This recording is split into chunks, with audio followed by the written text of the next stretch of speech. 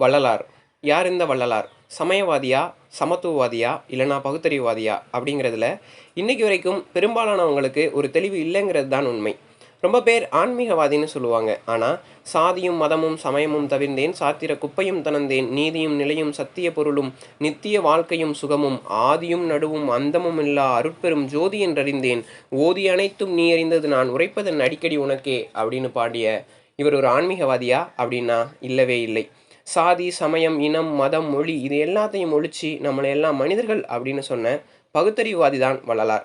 பகுத்தறிவுவாதி அப்படிங்கிறதோட இவரை நிறுத்திக்கலாமா அப்படின்னாலும் இல்லவே இல்லை. எல்லா உயிர்களும் இன்புற்று வாழ்க அப்படின்னும், வாடிய பயிரை கண்டபோதெல்லாம் வாடினேன், பசியினால் இளைத்தே வீடுதோர் இருந்தும் பசியராதயர்ந்த வெற்றரை கண்டுளம் பதைத்தேன், நீடிய பிணியால் வருந்துகின்றோர் என் நேர்வுளம் கண்டுளம் துடித்தேன், ஈடின் மாணிகளாய் ஏழைகளாய் நெஞ்சிலைத்தவர் தமைக்கண்டே இளைத்தேன் அப்படின்னு தாவரங்கள் முதற்கொண்டு எல்லா உயிரினங்களும் ஒன்று அப்படின்னு பேசின சமத்துவவாதி தான் வள்ளலார்.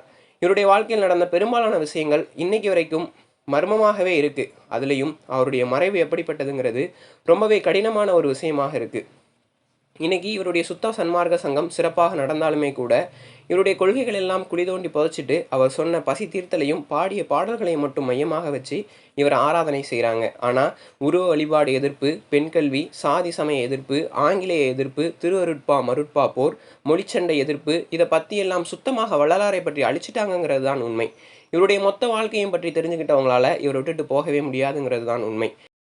காரணம், கடவுள் இல்லை கோவில் இல்லை அப்படின்னு சொன்ன பெரியாரும் வடலூர் வள்ளலார் கோயில் வாசல் வரைக்கும் போனாருன்னா இவருடைய பெருமையை என்னன்னு சொல்ல. இவருடைய பேருபதேசமும் ஜீவகாருண்ய ஒழுக்கமுமே சீர்குலைந்து போய்த்தான் இருக்குங்கிறதுல மாற்று கருத்தே கிடையாது. சுத்த சன்மார்க்க சங்கம் அப்படின்னு ஒரு சங்கத்தை சாதிக்கு எதிராக ஆரம்பித்த இவரோட கூட்டத்தை பிள்ளைன்னு பிரித்து சாதியாக்குனது மோசத்திலையும் மோசம். மதம் அப்படிங்கிற ஒன்று இல்லவே இல்லை, தேவையில்லாத ஒன்று அப்படின்னு சொன்ன இவரை ஒரு மதத்துக்குள்ளே அடைச்சி எல்லாரும் பார்க்குறது கொடுமையிலும் கொடுமை. இப்போவும் இன்னைக்கும் இந்த மனிதர் மர்மமாகவும் மறைக்கப்பட்டும் இருக்காரு. இவருடைய வாழ்க்கையில் நடந்த ஒவ்வொரு சம்பவத்தையும் தொடக்கம் முதல் இறுதி வரை கொண்ட 3 பகுதிகளை கொண்ட ஒரு தொடர் பதிவிடப்பட போகுது. அதற்கான முன்னுரை பதிவு தான் இது. வள்ளலாரை பற்றிய தெளிவை தரும் பதிவுக்காக காத்திருங்கள்.